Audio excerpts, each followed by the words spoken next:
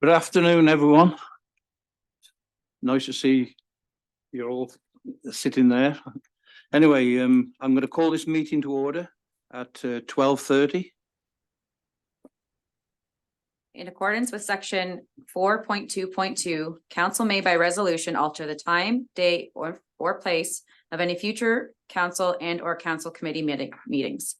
At the special meeting of council on Thursday, June 29th, 2023, council adjourned at 4:17 p.m. to meet again at 4:00 p.m. on Thursday, July 20th, 2023, or at the call of the chair. Mayor Leatham, the chair, has scheduled this meeting for Thursday, July 20th, 2023 at 12:30 p.m. and notice was provided to the public at least 45 hours in advance of said meeting in accordance with section 5.1.3 of the procedural bylaw. Okay, we've got a 2 confirmatory bylaw 2023-62 June 29th, 2023. Recommendation, please. Yep. I do apologize for the typo in the heading. It is June 29th, 2023. That bylaw 2023-62 being a bylaw to confirm the proceeding of the special meeting of council held on June 29th, 2023 be read a first, second, and third and final time. Could I have a mover, please? Deputy Mayor Tellier, seconded by Councillor Navakis. All in favour? It's carried. Adoption of the agenda. That the municipality of West Elgin Council hereby adopts the agenda as presented. A mover, please. Councillor Denning, seconder. Councillor Navakis. All in favour? It's carried. Disclosure of any pecuniary interest. And I'm afraid that's me. So I do have a pecuniary interest with one of the members that are sitting in the chairs.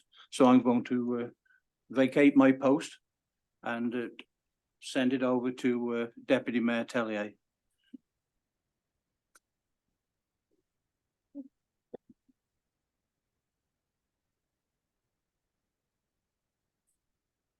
You take your water with you? Pardon? You want your water with you? Yeah.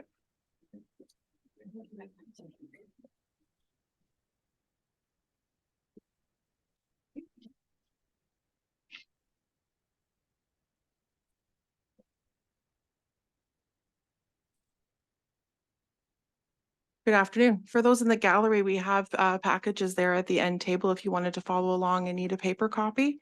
And if not, you can just go along with what we're doing here. So we're at number 5, public meeting, filling the office of Councillor Ward 1.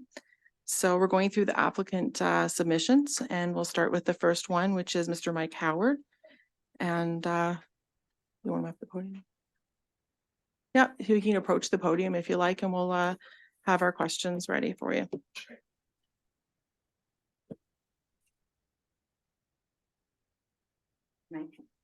The button in the middle. Yeah. Sound all right? Okay, perfect. So I guess let me start out just by thanking the current members of council, mayor, deputy mayor for their what I feel to be the fiscally responsible decision making in filling these roles, mayor, deputy mayor, and then councillor position at this point. So I think that's a good decision. I'm not going to speak too long, just kind of introduce myself, who I am, what experience I can bring to the council that I believe would help to advance the common good of the municipality of West Elgin. So as a lifelong resident of West Elgin, I was raised in a family of tradespeople. My grandfather Harold was a machinist in the Navy, a member of the Public Utilities Council here in the municipality. My father Ken was a licensed motorcycle mechanic, local small business owner, and served on council township of Aldborough.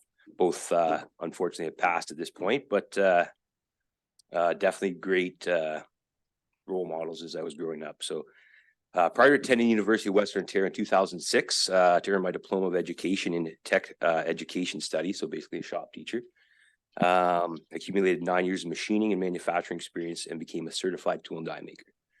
As a hands-on problem-solving type of person, I don't believe in presenting somebody with a problem without having a suggested solution somewhat prepared.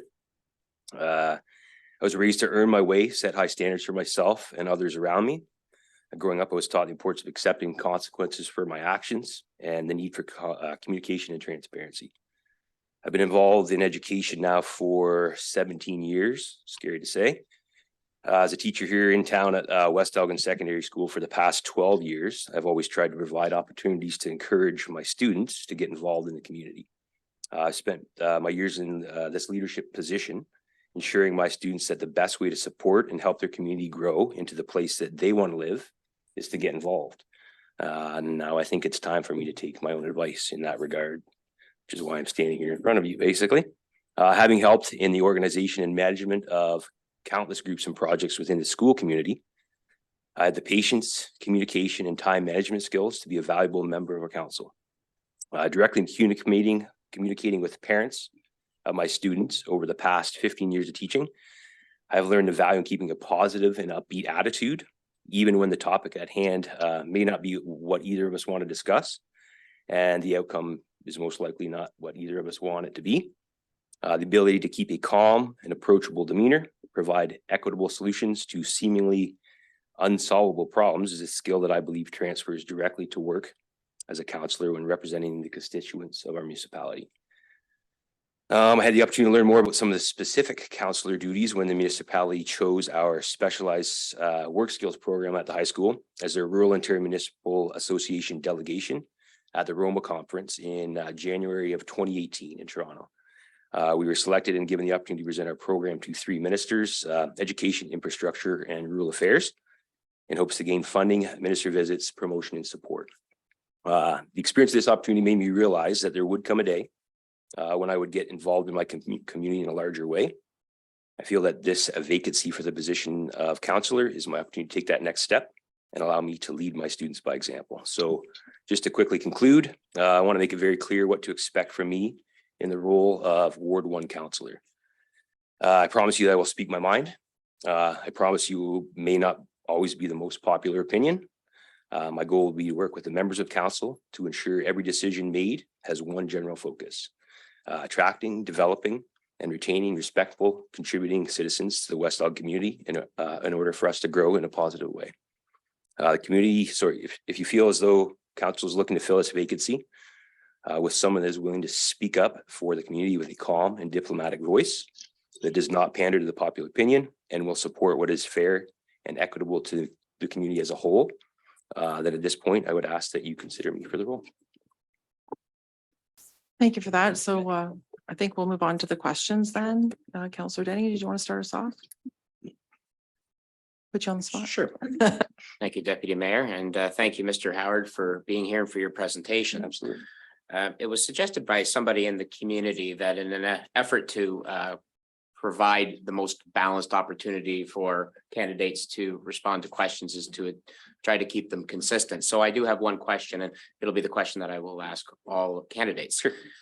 We have experienced in the last little while a desire from folks to grow here in West Elgin with new housing and other developments and possibly some future business initiatives.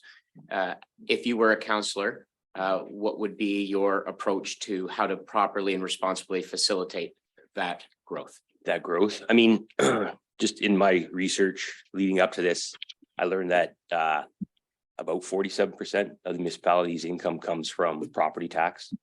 I think the more people that build a residence in our municipality, then the larger the tax base gets. So looking at it from my personal experience, I believe it's very important that we provide the facilities and opportunities for people to want to come to West Elgin, and what we do have, we need to keep. I'm speaking directly about our education, our high school, things like that. I know that having kids growing up in the area, they missed out on some opportunities that a lot of kids that don't live in a rural municipality get.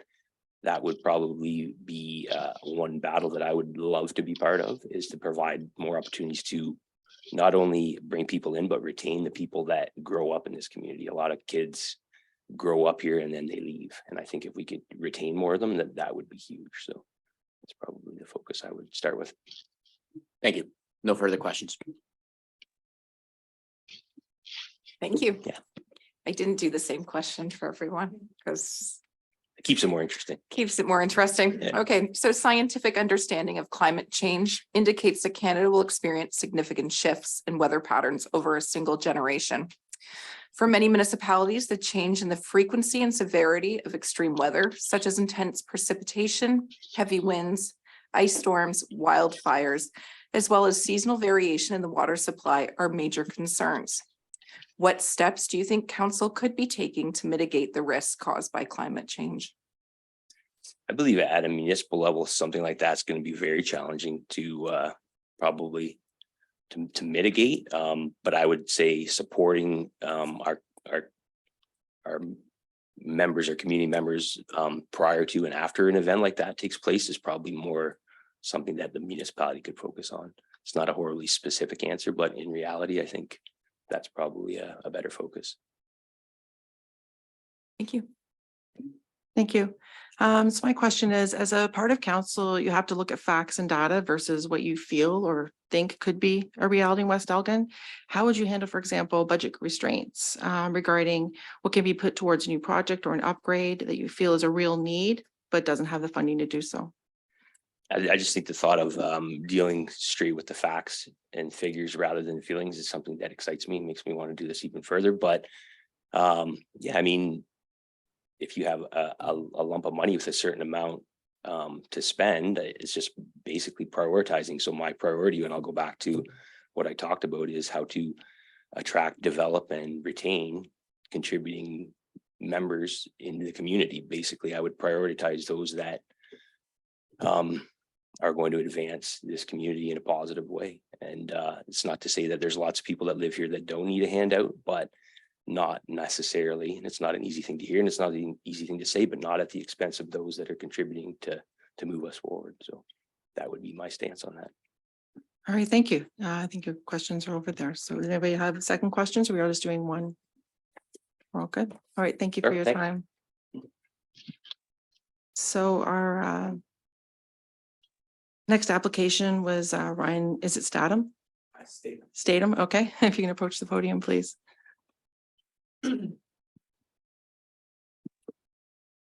Thank you very much for having me here. I very much appreciate the opportunity to do this. It's an honor and a privilege to run for a council seat. So thank you. My name is Ryan Statham. My wife and I operate and run the Brandywine Garden Market just down the road here in West Elgin. Just a little bit about myself. Professionally speaking, I run a fairly large organization in tree care, plant health care. We operate from Chatham all the way to London. We operate a fairly large budget with a number of staff. So I do have some strong experience with budgets and with management. So on a personal level, like I said, my wife and I do operate a farm. We have approximately 200 sheep, and we market and sell produce, lamb, pasture raised, free range chicken.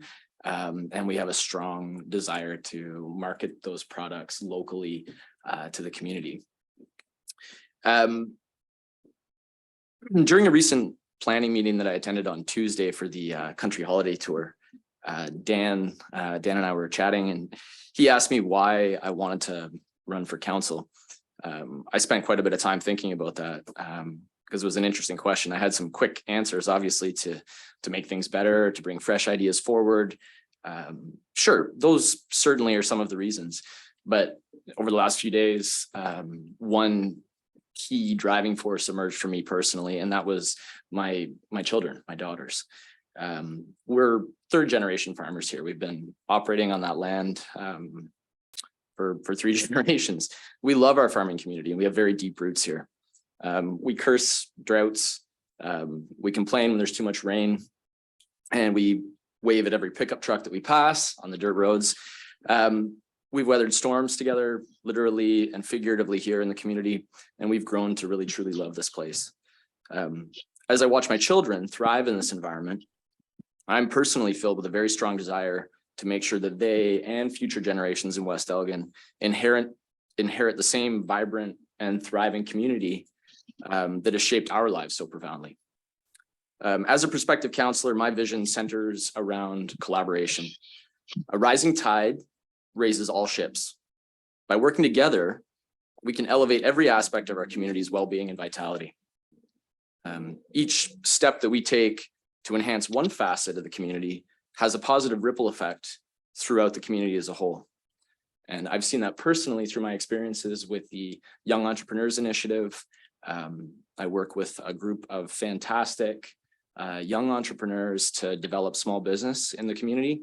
And I think that there is a lot of young talent out there that can lift the municipality.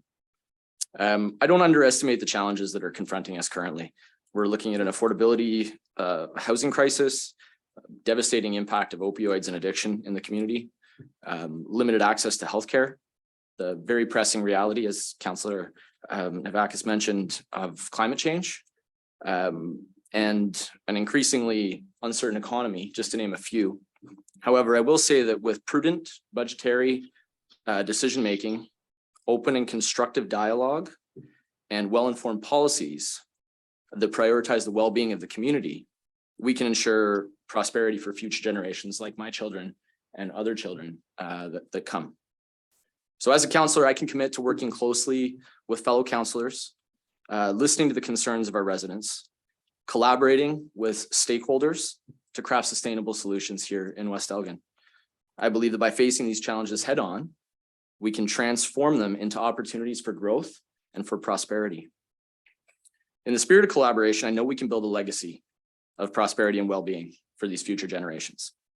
Well, thank you for considering my candidacy. Thank you. So we'll go ahead with the questions then. Did you want to lead again, Councillor Denning? Thank you, Deputy Mayor. Mr. Statham, thank you very much for your presentation and being here this afternoon. So my question is the same. We are starting to experience some interest in growth in our community. As a councillor, how would you help us to encourage and manage that growth? So I think that the growth that we're looking at is very important for the community. But I also think it comes with certain issues as well. Bill 97, Bill 23 that have been recently passed do have negative implications as well in terms of losing farmland. I think that we need a balanced approach, and I think that we need to strike a balance between economic development here in West Elgin and also preserving our cultural heritage. We're a farming community at the end of the day. And I want to make sure that same, as I was saying earlier, that same community spirit that we have here is maintained for future generations. So communicating with stakeholders, communicating with the rest of the municipality, deciding where development needs to occur and where we want to preserve some of the farmland that we have here, because once we pave over that farmland, it's gone forever. And I think that's something that we need to realize. There are many options out there to increase development while not necessarily building gigantic homes on 1 acre lots. And I think that we certainly need to balance those things together.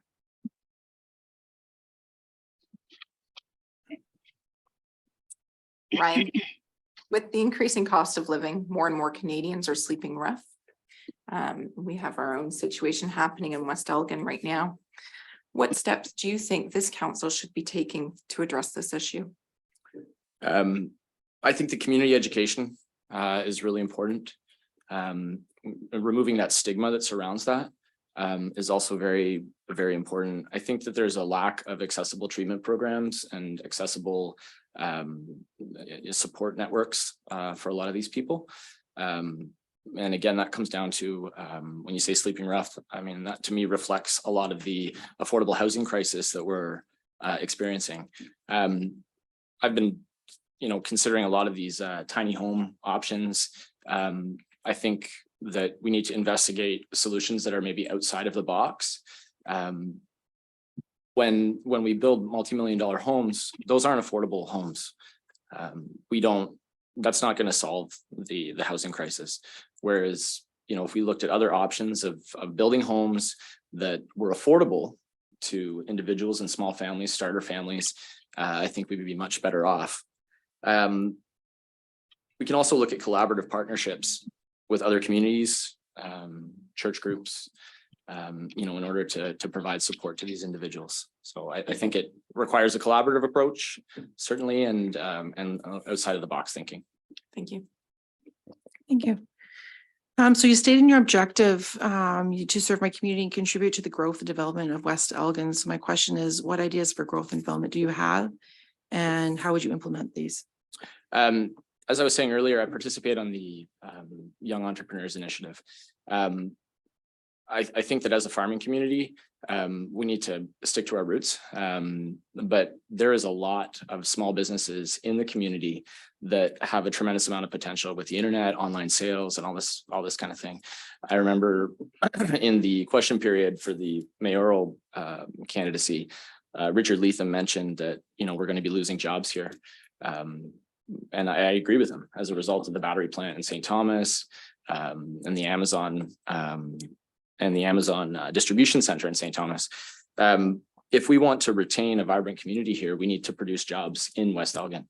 And I think that small businesses and young entrepreneurs are the solution there. So I think that support groups and incentives, financial incentives, but also education for those young entrepreneurs and those small businesses is going to be critical to developing growth here, because we need jobs here to create that growth and stimulate that growth.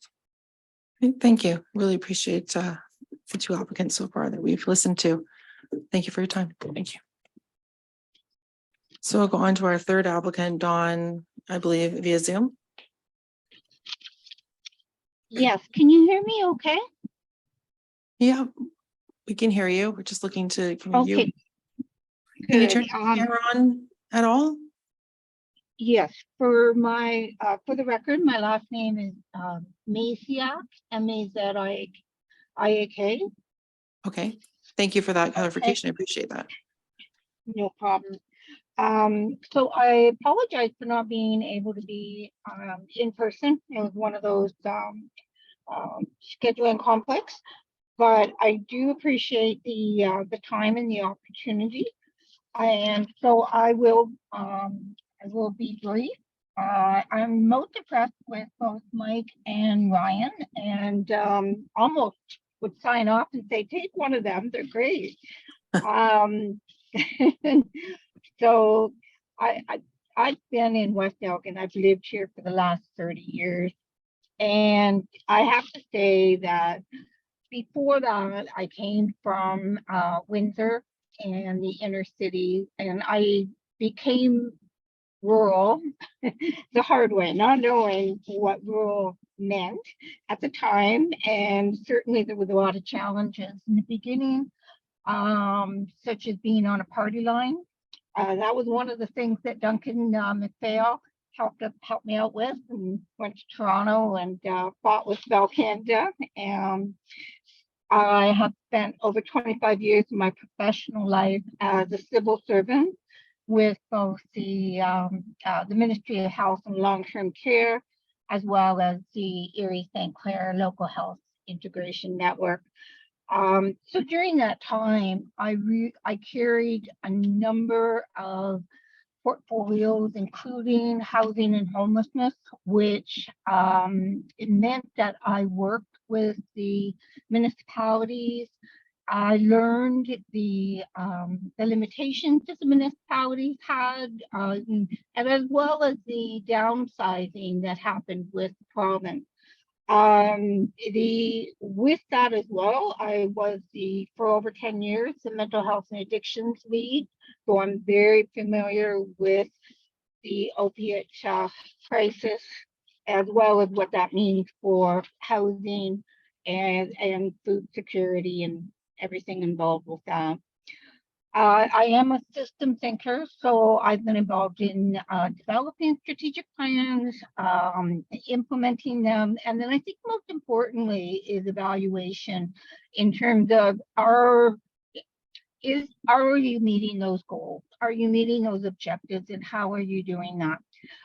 Recently, I've had an opportunity to work a little bit with the Rural Ontario Institute And they are embarking on a phase 2 project for dashboards and meaningful indicators. And I think that might be something that the West Elgin Council might want to look at.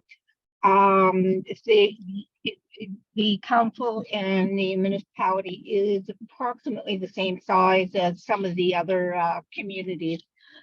The other thing is that in the last 5-6 years, I've been focused on doing some consulting work, and I've done a couple of community safety and well-being initiative plans for the district of Muskoka, the town of Amherstburg, and I became very involved with the Age Friendly Initiative for a northern community, Black River, Matheson. Within that, I became very aware of accessibility, not just personally, because I am 75% deaf, and I'm a lip reader. So as a side note, the pandemic with the mask was really brutal. The accessibility is so much more than what people are even aware of. And I think that accessibility is a challenge in West Elgin. I think it's a challenge not just for seniors, but it's an issue for little children, can be an issue for pregnant women.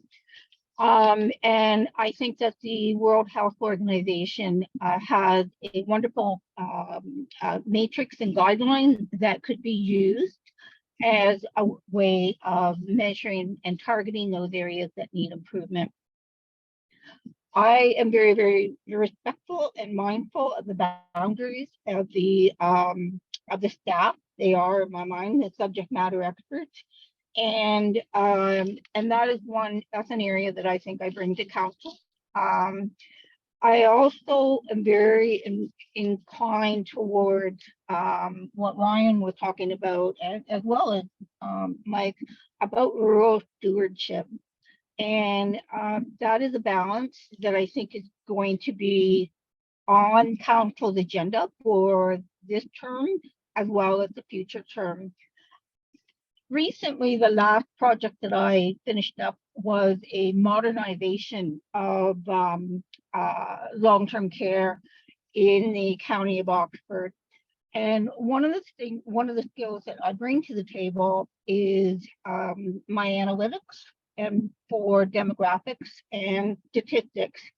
And it was through that process that we were able, my partner and I were able to prove to council that they were short approximately 165 long-term care beds, and they actually, and so they did approve it, and they are moving forward.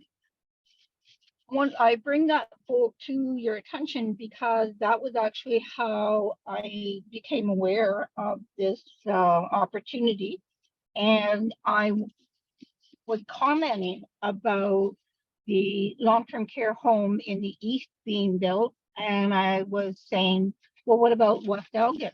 And the conversation was with the local insurance folks, and they encouraged me to throw my hat in. And they said, well, you bring good questions to the table, and you bring a lens of need to the table that isn't necessarily there. And with that, I am talking about not just the housing and accessibility and inclusion and accountability. I'm also talking about the need for physician recruitment and how that could possibly be managed without going into competition with our neighbors. So I'll stop now, being mindful of the time. All right, I appreciate that. Thank you so much. We'll go ahead and start with our questions then, Councillor Denny. Thank you, Deputy Mayor, and thank you, Ms. Misiak, for your presentation. So you did allude to it a little bit, but if you want to consider expanding on your thoughts with regards to potential growth here in West Elgin, and how as a councillor you would help facilitate and manage that. Sorry, before you answer, is there any way you can turn on your video there on your Zoom?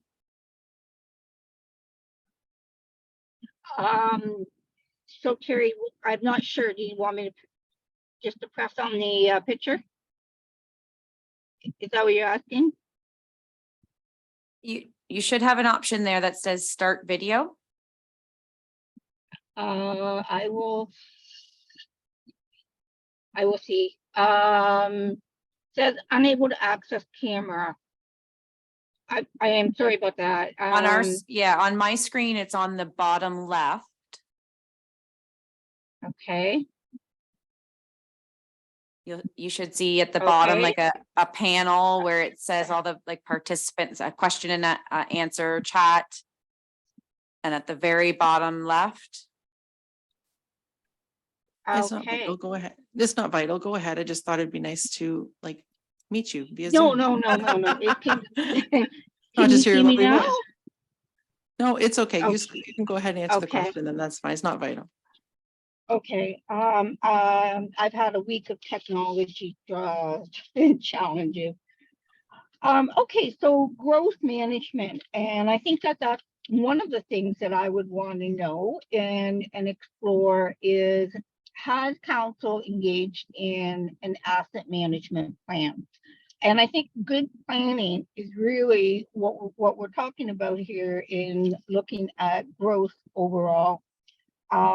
Economically, we do need more small businesses. So the opportunity to have a Tim Hortons and another small restaurant, some dress shops, I mean, those are amazing. And we definitely need that as well as it relates to our seasonal residents. And we haven't really talked about that, but that is that's an area economically that I think you could tap into. I also think that when you're looking at growth, you're looking at not just your seniors, but your younger people, and how do you keep them closer to the community? And I think that housing is the way to go with our seniors. And I think it's housing with support. So be it tiny houses, granny flats, houses that, have 4 or 5 rooms, and it's a bunch of older women that have chosen that they would like to live together. There's all kinds of models, and there's all kinds of continuums to look at. I think that this would be a great time to develop a committee to start looking at what those options are, and then to bring it back to the table of the people who live in West Elgin for their feedback. Thank you very much. Hi, Dawn. You're welcome. Many small municipalities have leveraged arts and culture to improve their main street and attract tourists. As a counselor, what role do you see arts and culture playing in our community and economic development? That's a great question. I don't really think that we do much celebration for arts, and that is an area that could certainly be improved. As a counselor, I think that there is all kinds of talent within the community, and not that I like to do meetings for meetings, but in order to do any planning, I would put that out to the citizens of West Elgin and bring them together and look at, perhaps doing similar to what Dutton did with bringing all the artists together, and what does that look like, and promoting that, and then being able to promote the sustainability, which is the most important piece here. Cultural wise, I do not see a lot of diversity in West Elgin. I think we're beginning, and so that might be an area for council to explore. Thank you. Thank you for that, Dawn. Okay, Dawn, my question is, you you've resided here for 30 years. What would be your, you know, you're looking to be a counselor. What would be your one top priority if you were chosen to be on council? Your first thing that you would bring to the agenda? Wow. The very first thing.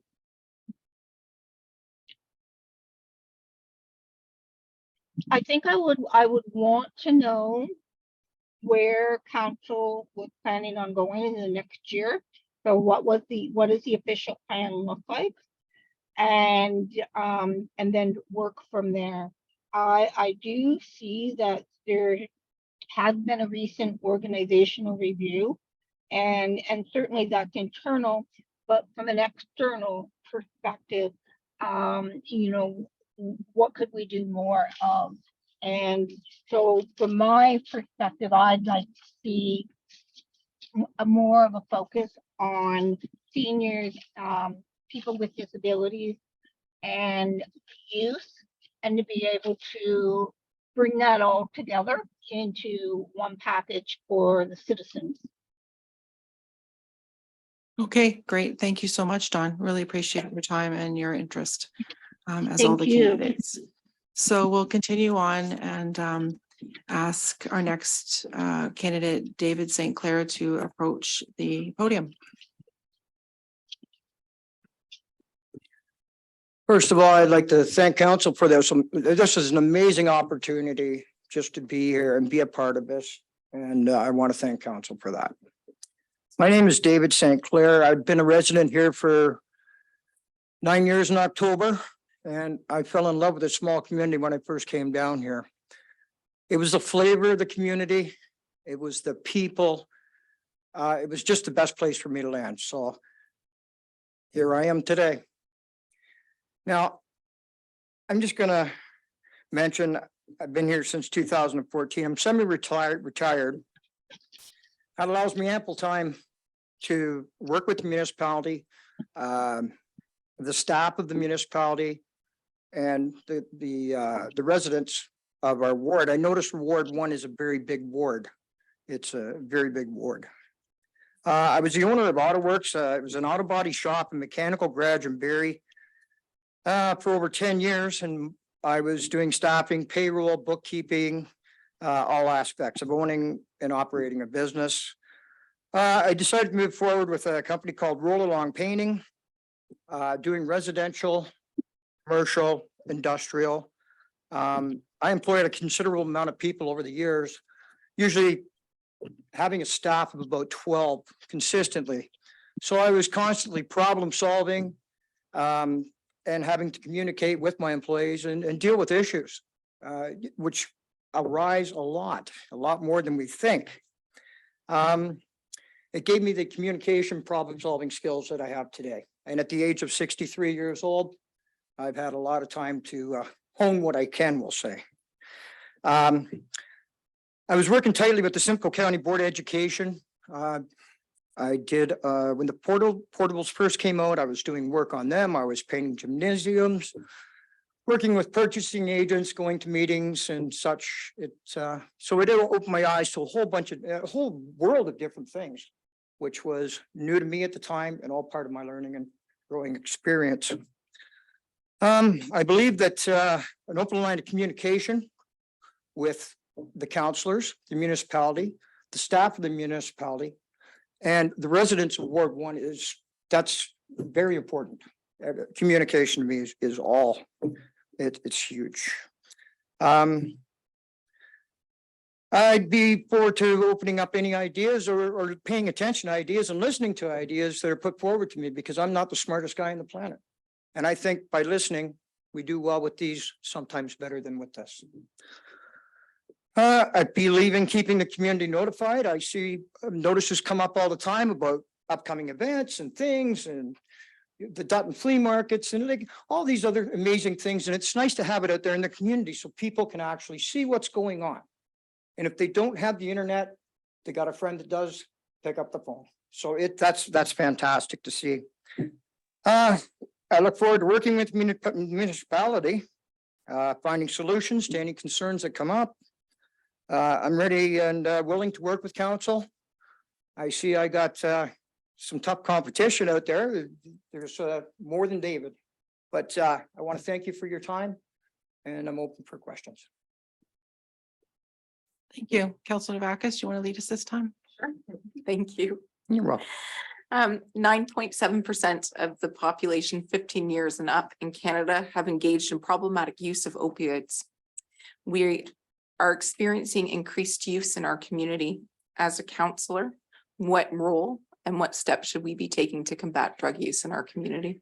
This is a problem and it's a problem everywhere. To bring in support, I've noticed in other communities, because I have spent time throughout Ontario in different communities. I find that the more support that you have in the community, sometimes it will draw more people into the community for that support. And the support is important, so it's got to be the right type of support. It's I think it's counseling. I think it's again with the homeless crisis. That's another thing. It's a very difficult and complex question throughout Canada. I believe there's support there, but it needs to be the correct support. Thank you. Councilor Denning. Thank you, Deputy Mayor, and Mr. St. Clair, thank you for your presentation. So again, we have been experiencing more than just tire kicking the last little while, folks looking to develop and grow here in West Elgin with us. As a counselor, how would you facilitate that and help us manage that growth? Okay, well, I believe, yes, housing is great. We see development all around us. Yes, housing is great. Housing is needed. We don't want money to come out of the municipality's pocket for this. I believe it should be coming or try to get more out of the developer to build the infrastructure and stuff that we're going to need, because we are going to need infrastructure, water, and all this and that. So I believe in housing. Again, I agree. We don't need $2.3 million homes up everywhere, but affordable housing. I would stick with that. And of course, take it out of a developer's pocket in some way instead of out of the taxpayer's pocket. My turn. So with your background as a business owner, what's the one key skill you feel you contribute to being in this role? I'm sorry, what's the? Sorry. With your business as a background as a business owner, what's your one key skill you feel you bring to this role? It would be problem solving, communication skills, and basically dealing with the employees. The employees were part of my family. We all worked together, and there was a lot of problem solving, and there was a lot of humps and things to get over with. So that would be it there. All right. Thanks so much for answering our questions. Thank you all. So our next candidate is Rosemary Seeley. If you can approach the podium, please. Good afternoon, Council, Deputy Mayor. It's nice to finally meet you and Mr. Mayor. I first off would like to say I'm very, very sorry for the loss of Duncan McPhail. I didn't know him well. I only met him twice, but he was very, very nice to me, and something like that I don't tend to forget. When people are kind, it means everything. So my name's Rosemary Seeley. I've lived here for 30 years, going into 31. My whole life we farmed. I've driven many tractors in the fields, and when I campaigned in this election, I had to walk a lot of fields to meet a lot of farmers, and even got the offer to ride on a combine, which I denied. That's a bit close, but anyway, I thoroughly enjoy all people. I like everybody. So far, I've never had a problem with anyone. I have no agenda to run. I have no reason other than I think I can do a good job for that community of Rodney and West Elgin. I spent 3 years on council in Dutton Dunwich. And as you know, they have a lot to offer there. I was instrumental to provide playground equipment to the kids in Dutton, which was pretty special at the time. I think before we even talk about multi-million-dollar homes or any homes, I think we need to address the children, the teenagers that I see out that are left. They have no jobs. In fact, I had a boy called me and it was his first time to vote, and he asked me to please come and meet him somewhere. I was not to come to his home. So I met him in front of across from the funeral home. We sat on a bench and I was shocked that that young kid actually cried. And he said, I have no way out of here. This is all I'll ever be, is this.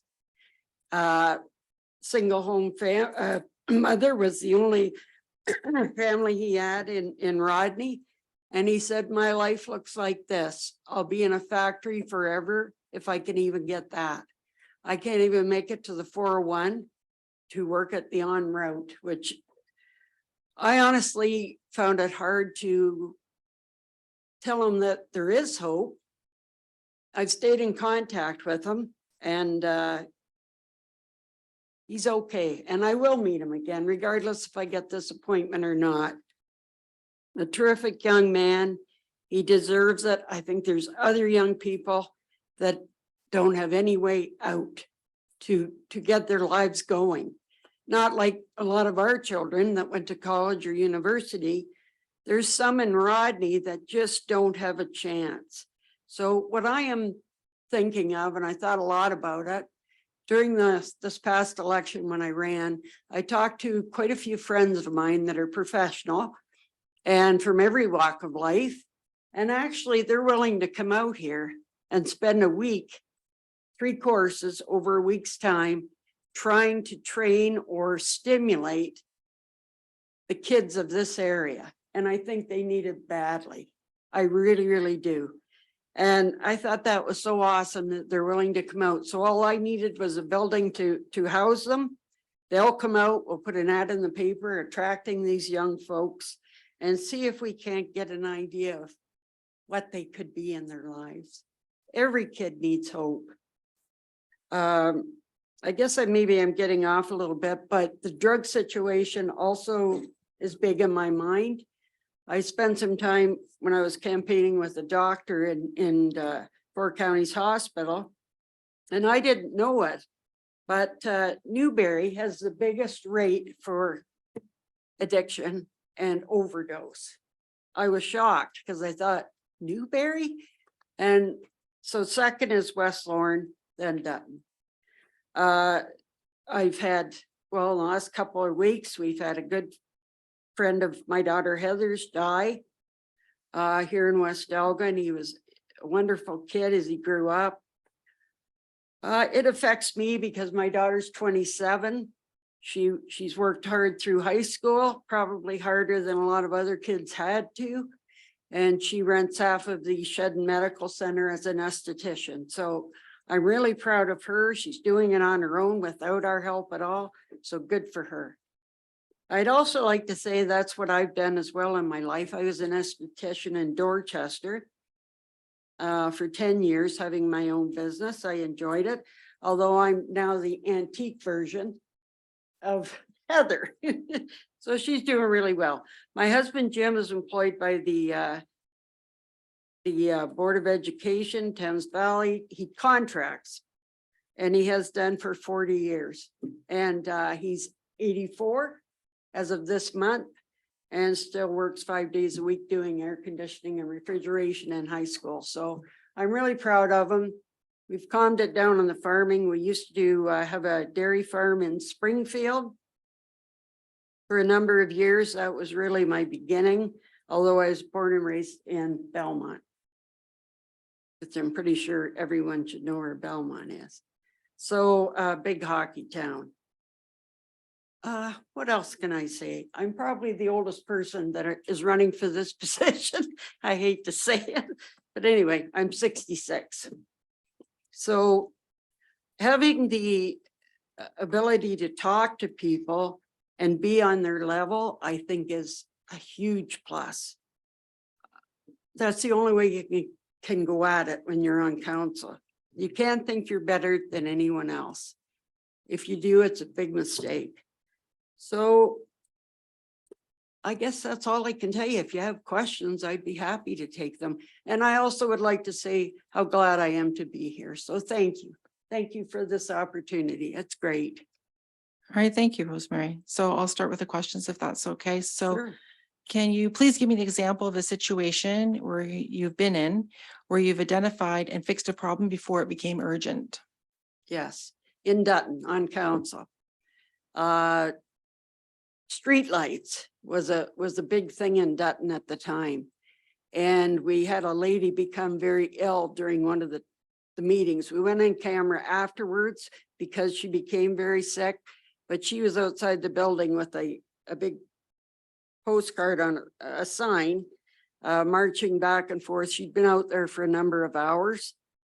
And I went out and talked to her and tried to not solve the problem, but make myself feel the same feelings she had and understanding how she felt.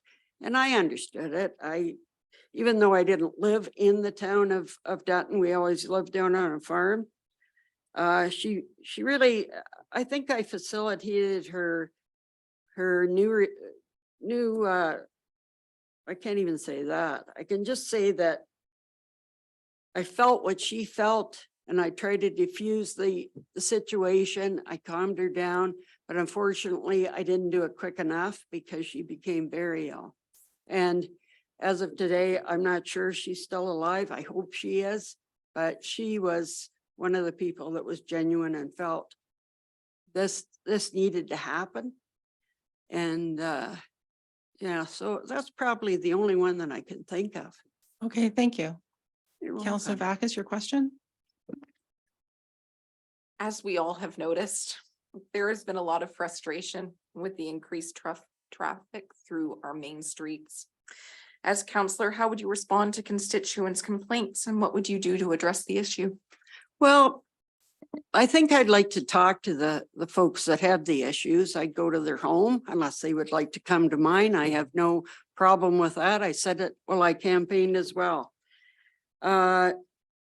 I feel the frustration on Queen's Line.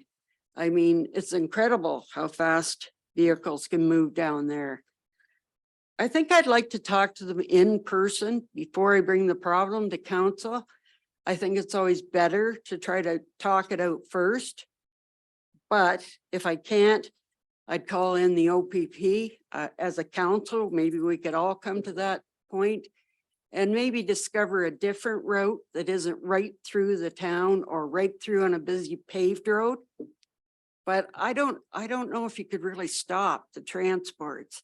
I mean, you could slow them down definitely by having OPP placed along the roads. But yeah, I feel the same way as a lot of people do. It's scary, especially if people have children. Thank you. Thank you. Councillor Denny? Thank you, Deputy Mayor. And thank you, Ms. Sealy, for being here in your presentation. Thank you. So back to the whole concept of growth and as we continue to look at how to manage growth, what would be your opinion and how would you as a councillor help us to manage and facilitate that growth? Well, I think signage is a big thing. I think not just signage, but businesses. I mean, I've seen a couple go in Rodney, which is wonderful. I was actually really excited. And I think that was great, but one thing at a time. I think as people build these 400, 500 plus thousand homes, they're also losing them because of interest rates. And they will find a place to go, whether it's out this way, St. Thomas or wherever. I don't have a real answer for that because my main feeling that I have through all of this is to get some life into the community and to these young people that I know feel like they're dying because they have no hope. signage, I think, is great, and the businesses themselves can relate how well they're doing by sidewalk sales, by their own signage would be also great. I'd like to see Rodney boom again. I was told many, many years ago, it was the place to be. So I'm not that old. I don't remember that, but my husband does. So I would like to see it the place to be too. I think the night market is great to attract people from out of town. Shedden has the Rosie Rhubarb, which attracts up to 400,000 people in a weekend. So I've been told in the office. I don't know, one thing at a time. I'm that type of person that don't get ahead of ourselves. Let's just cope with one thing at a time. And the drug use around this area is incredible. Yeah. Okay. Signage would be a big thing. Yeah, it really would. And word of mouth, that's everything. So All right, thank you. Really appreciate that. thank you very much. So our next candidate to the podium is Andre. I'm not going to try because I messed it up last time. I'm probably apologize. Hello, ladies and gentlemen, and thank you again for the opportunity to speak out. I'm not going to take much of your time, councilors and mayor. And just a little bit very short and brief for those who don't know me. So I'm offering to this community my diverse experience in the different fields. My first profession was the healthcare professional, and is still a registered massage therapist in Windsor, well, in province, but I do have a practice in Windsor. I'm a teacher, I'm an instructor in a college, and I like to teach. I like to give new information from the different perspective. I'm fast learning. I'm 12 years in Canada, and getting better every time. So, and while you're getting better, according to the pyramid of Maslow, you're looking for another opportunities to participate and give out back to the community which supported you at the beginning. So I'm offering my ability to learn fast, offering my previous experience in real estate development and some insights of the real estate development. And well, I just tell you, I'm also becoming an expert in water treatment. So the other time I was walking my dog behind this, and I found some water dropping from what seems to be at what I found later was the water test station. So, and I go like, okay, maybe it must be. A couple of days after, I'm walking my dog again, and I see the water is dripping still. I submitted a complaint to the municipality, and the municipality sent technician a week after my complaint. Well, you know how much water we might waste by doing this? It was not just drop by drop, because each drop per second per day will waste 5 gallons of water. And I go like, no surprise why our water is so expensive here, why you had to raise the prices for the service of water. Then I found that we do outsource water to those water authorities. And every time we outsource as municipalities something, we're losing our independence. We might just end up as some communities closer to Windsor and around Chatham County. They lost their independence and they became absorbed by the county. There must be some solution to make the water plant more efficient. So I'm here to fast learn, address the problems and solve them. And I think I can work in a team and address all those issues. That's what I'm offering over here to you guys, councilors, and to the community. That's it. I'll save the time. Thank you. Appreciate that. Councilor Bacchus. Good afternoon. Good afternoon. With over 900,000 workers expected to retire in the next 3 years in Canada and new factories opening up competing, what role do you think council should play in attracting newcomers to our area? You do have this in an agenda. You're going to you see, it's a delegation, St. Thomas Elgin Immigration Partnership. So here's an answer to the community is not, we're too small to solve this kind of issues without the support of the county of even maybe province. That's what it is. The new immigrants are coming in. It's a fresh blood in the economy. They're it's sad to say, I'm helping being Russian. I'm helping a lot of Ukrainian immigrants right now, the newcomers who runs from war, and I see the actually a couple guys working right there from Ukraine downstairs. They are having skills. They do have a wonderful education. Some of them, it's a good. It's bad to say, but this war brought our new immigrants highly educated and with the high motivation. So, and we might need to get some partnerships, some finances from the province or even federal government. So my point is we have to work closer with the federal and provincial governments, lobby our interest, and we need to bring and market our community, make a SWOT analysis, see our weaknesses, strengths, and market the strengths and opportunities of our community there. Last time when I was running for mayor, some of the participants of discussion, they pointed on some strengths.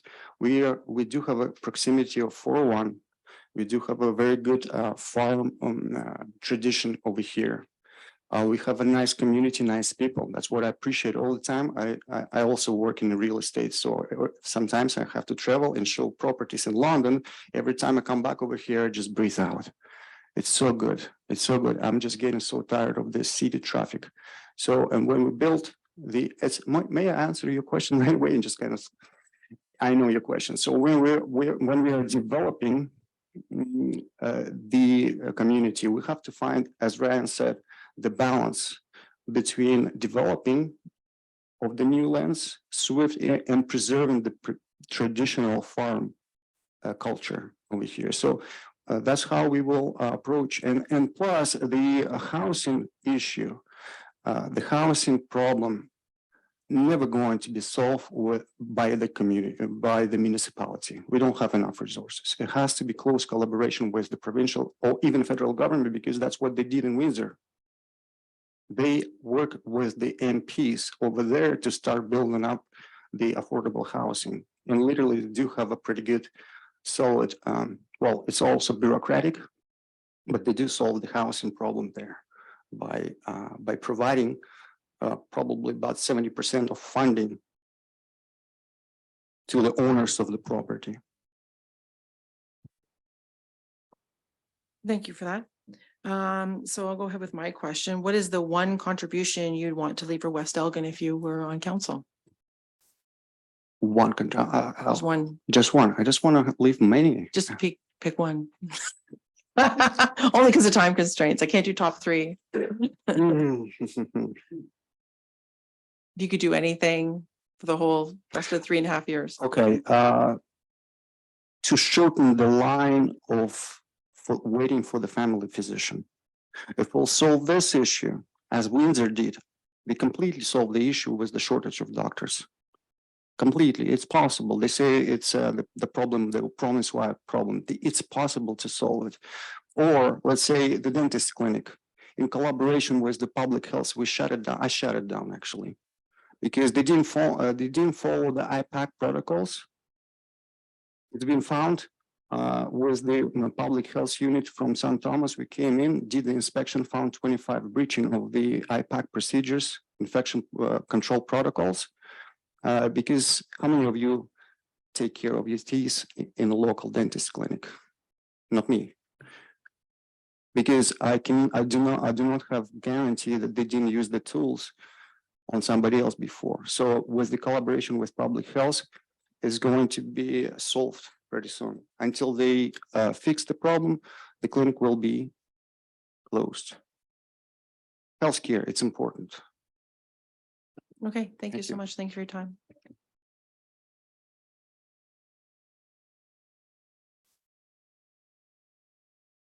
All right, we'll move on to our next candidate, Trevor Lee.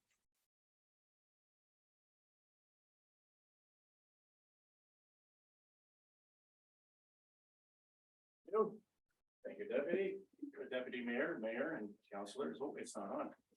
There we go.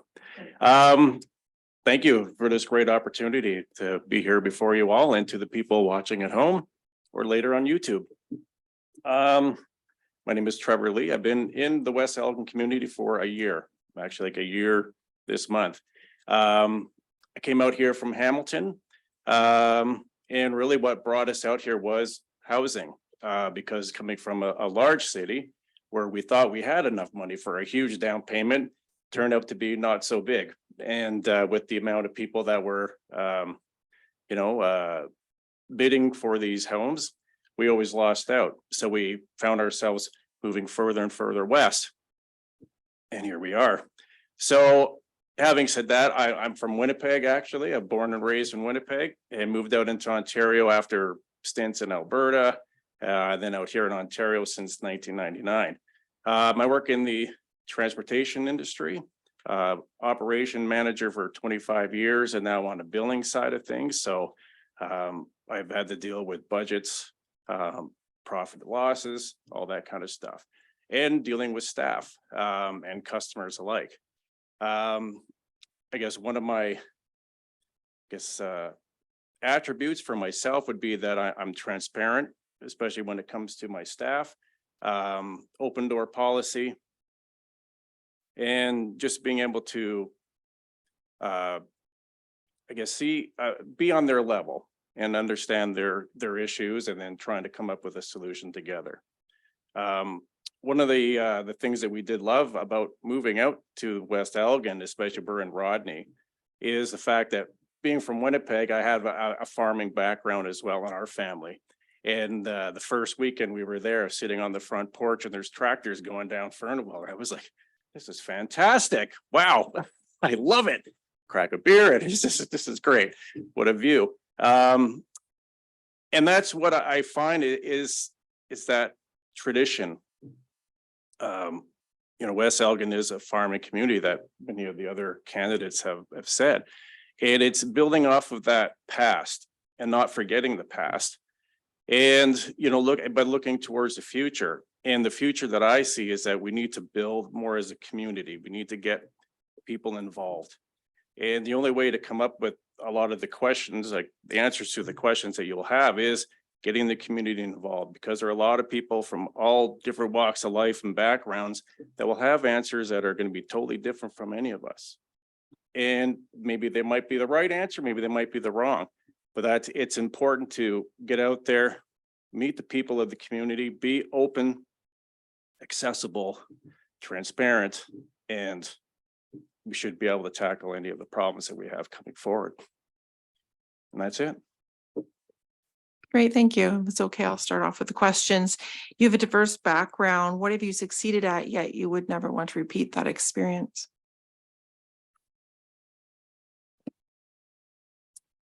Good question. Well, throughout my life, I'm sure there's a lot of things I wouldn't want to repeat again. But again, you learn from your mistakes. And even I'm sure in council, there will be mistakes that happen. There will be decisions that are made that will be wrong. And that it's on our duty to then come forward and admit that we were wrong. And then try to gain that trust back.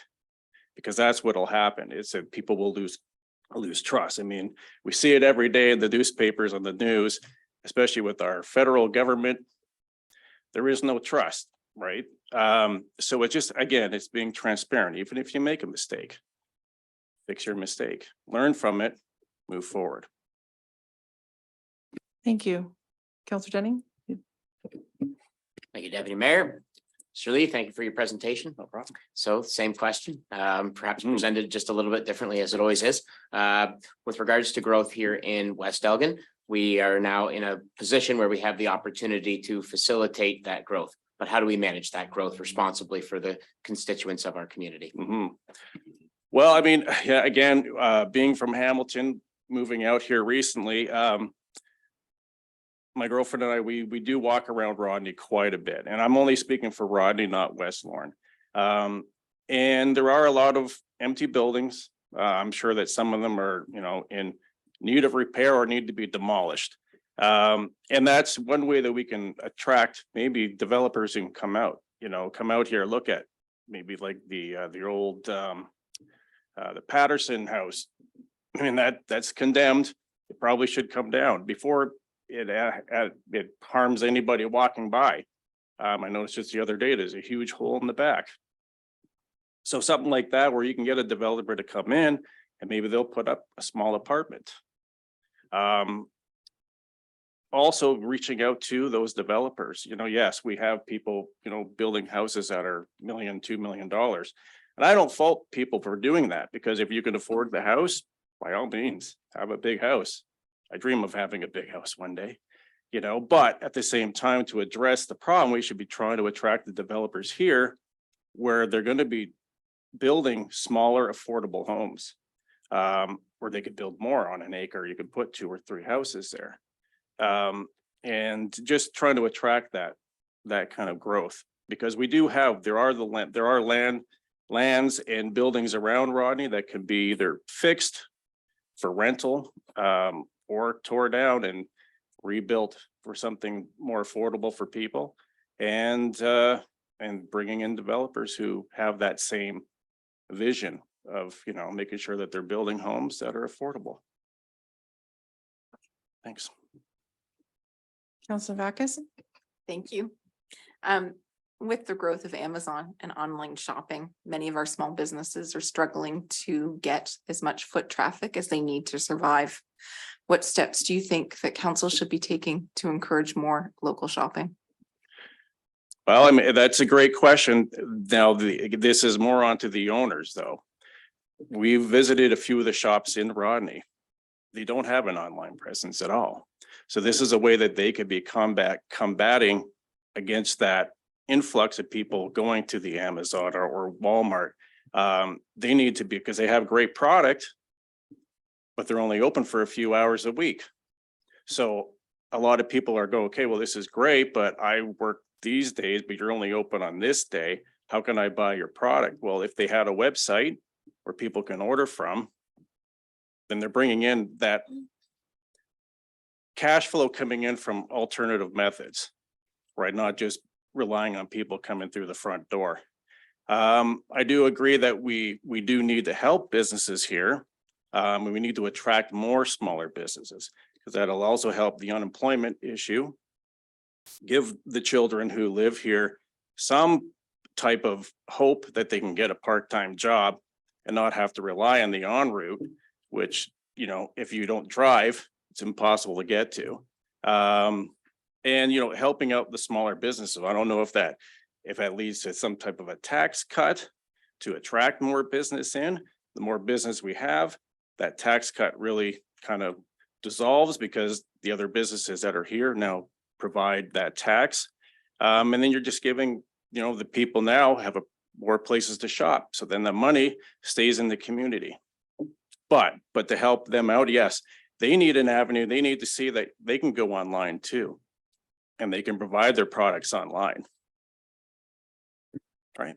Thank you. Thank you very much, and good luck to everybody. Thank you. Thanks. And our next candidate is Mr. Mike Robinson. If you can approach the podium.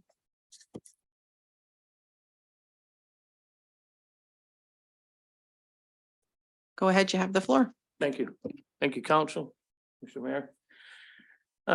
Being last. I get to hear everybody's great ideas, steal them if I want. No, I'd just like to say, thank you, number one, for the opportunity to have me here. And yes, I have been listening to all the questions and all the answers, and there are some good ideas out there. I'd just like to say what I bring to the table is, I was raised here in West Elgin.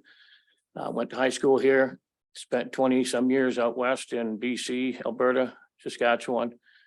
In construction, working with the federal government in water treatment, construction of water treatment plants, building sewage lift stations, subdivisions. Basically general construction around the mechanical industry. I now own a business in West Lorne here. That's ABM Contracting. We do general contracting. My son is taking over the mechanical end of it. So he does plumbing and heating. For myself, I came back to West Elgin or West Lorne mainly for my kids. And I keep hearing this opioid crisis come up, and I guess we don't need to hear it. We can see it every day on the streets. And that category in itself, I believe, leads back to the fact that these kids have nothing better to do. We need to not attack the problem, but before it gets to be a problem, by having these kids have someplace to go, something to do, like the old pool hall kind of thing, the pinball hall, whatever you want to call it. Where do they go now? They have nowhere to go. They have nothing to do. They don't party on the beaches like we used to do 40 years ago or 50 years ago. So, and as far as addressing that, I think we need the community to step up a little bit with some kind of activities that involve these youth before they get to a point where they don't have any other decisions, or their decisions are made for them by their friends and they're affected by what's out there. And the only thing out there right now, if you want to have a good time, seems to be drugs. What else do you do? We used to have the junior farmer dances in Dutton all the time, different things like that. When do we ever have dances anymore? We used to go to Elvingston to dances. So just my point is if you want to stop the drug problem, you got to stop it before it starts. And as far as housing goes, the housing situation is this way throughout the whole country. Can we as a council change it? Not directly, but we can assist it in our own development. You know, like your question yourself, Mr. Counselor, on what would you do? Well, first we need to study where our strong points are. What parts of the community are ready for development? Which parts are going to cost too much to develop because of infrastructure? And then take those areas, look at the land that can be developed and the land that shouldn't be developed. Again, back to our values as farmers and farming community. Look at our downtown. Why are the buildings empty? Can we have forensic engineers come in and tell us that this building can be saved? There's a lot of ways to save buildings, even though they're condemned or beyond repair, what people believe, but that's not necessarily true. Things can always be fixed. Part of our attraction is our downtowns in these little towns, is the old buildings.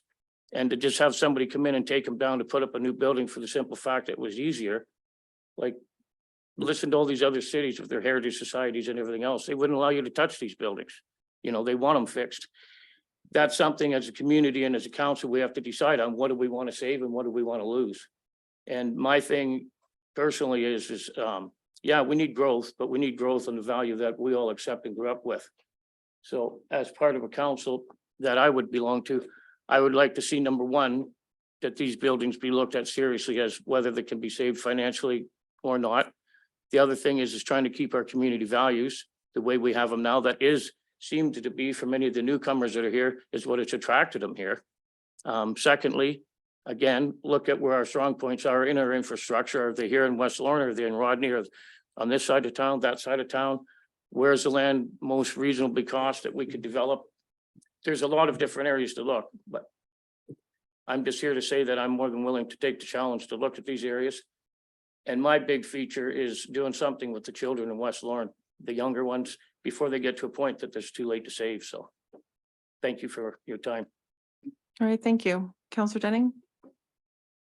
Thank you, Deputy Mayor, and Mr. Robinson, thank you so much for your presentation, being here with us today. Regardless of the outcome of this, I think that it's been highlighted that we have some pretty incredible leaders in our community, each and every one of you. So this has been fantastic. So you've pretty much answered my standard question in your presentation. So I just thought I'd follow up with the opportunity to expand on the aspect of growth and how to properly manage it if you have something further to add to that. Well, I guess, like I say, the proper management is to look at where our strong points are, and that's infrastructure and land base, not just open up the whole community for development. Let's see where we can do it best and most efficient and financially efficient. Like I say, there's certain ends of town that were allotted a certain amount of water or sewage that isn't being used, and the other end it's already at capacity. So do we start there and have to redo all that infrastructure? Or do we start where we have the strength to do it? So that's number one to look at. There's areas in here that we have land it's not even in agriculture, it's in nothing, it's brush, it's, you know, whatever it is, it's not being used wisely. So instead of attacking a nice 100 acres of good land, let's look at the areas that would be more feasible. Thank you. Councillor Bacchus. With many municipalities and businesses struggling with nose blindness on social media, how would you get information out about what council is doing to constituents who aren't really paying attention anymore? That's a good question, and I'll tell you why it's a good question to me, because I'm not a super media internet guy. And every time something's going on, I hear it through the grapevine more than I do see it online, because my presence online is just about zero in most cases. So I think it's a great question, because we need people to understand what's going on. There's a lot of older people out there that, number one, have no interest in the internet. Number two, don't know how to use it. Thank you. But yes, I don't know if it's in means of flyers or what public meetings or whatever in areas that you can attract people to come to. Again, not everybody can get out of their house. That's why I think social media has been so popular, is because it's easy. But it's easy to people that understand it. It's terrifying to people that don't, because they know they're missing out on half of what's going on in the world and they don't know how to fix it. So I have no quick answer to that question, other than we need to work on it, and we need to work on it just that it's not social media that's feeding the information. Perfect, thank you. Thank you. Thank you. So my question, I think you've already answered it already earlier with your opening statement and Mr. Denning's answer, but what changes would you hope to make in West Elgin specifically? Like one change you would hope to Specifically, leave your legacy? I think this is maybe a broader question than West Elgin itself, but I have a lot of children, a lot of grandchildren. I have some special needs people in my family. And I find it very, very insulting to young people that have difficulties, that can't get help, that don't have financial means. I thought half the stuff that these kids need was covered under healthcare, and it's not. That's coming out of, the parents' pockets. And that's at a time in a child's life, whether it's a hearing issue or seeing issue or anything else, that if they're not helped now, it becomes a bigger problem later on in life. And again, that leads to the same thing as drugs. I mean, if kids need certain things as a child and they can't access them because financially their parents aren't in a situation to do it, or we don't have the medical people here to help, it becomes a major issue that carries on through the rest of their life. So how do you address that? I think the council needs to look into what funding there is out there and what opportunities we have to assist our youth in problems where, and like I say, in whether it's hearing, seeing, walking, whatever, there's a lot of kids out there that need help that aren't getting it because they can't afford it. And I find that just a disgrace on everybody's level. Thank you. All right, thank you for your time. Thank you. Thank you, everybody. We're going to take a short 5-minute recess, but before I do so, I just want to say it's been absolutely great to have this many candidates out and to have this much interest. The public has come forward and, given interest as well, and been engaging about the candidates that have come forward too. So I just want to thank you on behalf of council and the residents here for your interest to represent them. It means a lot to be, and it's hard to be up here saying things and answering questions. So really, really kudos to you, to all of you. So we'll take our 5-minute recess now.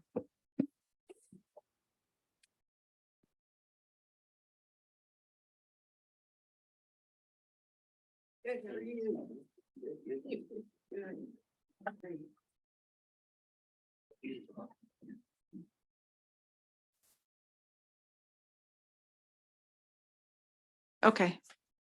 So we're back from recess. I just wanted to once again say thank you to everybody for your applications, your interest. To have 8 people from our community come forward is quite a bit. So we're just going to have these discussions be very transparent and be open with our communication in regards to your applications and your presentations to us and how you answered your questions. So we can go ahead with Mr. Denning, if you like, with your thoughts. Yeah, thank you very much, Deputy Mayor. And again, to all of the candidates who have put their name forward and made their presentations here this afternoon, I thank you so very much. As I said earlier, I feel like there's some significant leadership in this room, and regardless of the outcome, I hope that you all continue to contribute and share the wonderful ideas that you've shared here this afternoon and continue to be involved in this great community of ours. My preference, my choice for the candidate for Ward 1 is Miss Dawn Maziak. The reason for my decision is even though you're all running for Ward 1, we are a little heavy-sided on the Rodney side of representation, and it's not stuck on me that I am representing West Lorne and I live in Rodney. So to have somebody from the West Lorne side, I think that would be helpful. Also, Ms. Maziak's history, working in partnership with the different government agencies, with healthcare, being a collaborator, I feel that is something that will benefit our council very, very well. Not to say that any of your skills would not, they all would, but that is the one thing that I felt would be the most beneficial to this existing council at this time. So thank you so very much, and those are my thoughts. All right, thank you, Councillor Denning. Councillor Novakis? I think somewhat along the same lines as Bill's decision about the Rodney. My choice would be Ryan Statham. Not only does he represent West Lorne, but I feel it's important to have the farming represented. I think that Duncan did an excellent job representing that part for us on council. And as everyone knows, as I've been doing it for a while, Main Street businesses and economic development are a focus of mine. And I do agree that it's the youth. So Ryan bringing that experience is something that I could see working with this council. Thank you for that. Listening to both counselors, yeah, I understand their points and I agree with them all.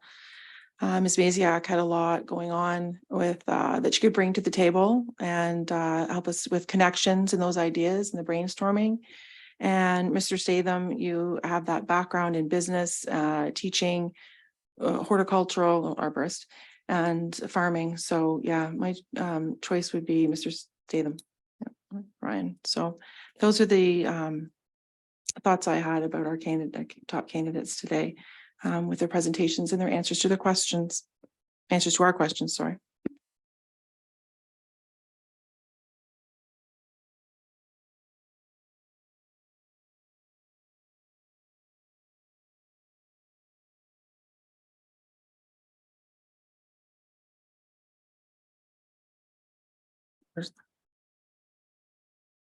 Oh, okay, so I'll bring it to the to council then. So I'm just going to call for someone to go ahead and nominate.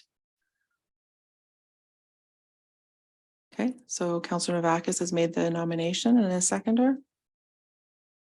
Okay, seconder is Bill Denning. All in favor? And that is passed. Our recommendation will be read by our clerk. That the council of the municipality of West Elgin nominates and appoints Ryan Statham to fill the vacancy of office of Councillor Ward 1 for the remainder of the 2022 to 2026 term of council. Congratulations, Ryan. Congratulations, Ryan. Congratulations, everyone, for your efforts. I invite anybody who'd like to stay for our meeting or come back in at 4 o'clock when we have the regular council session. So we're going to have a motion to adjourn. No? That motion. Councillor Denning and Councillor Novakis, all in favor? That the municipality of West Elgin Council hereby recess until the hour of 4 o'clock PM. All in favor? That's passed. Thank you. Nice to see you again. Yeah. Thank you very much.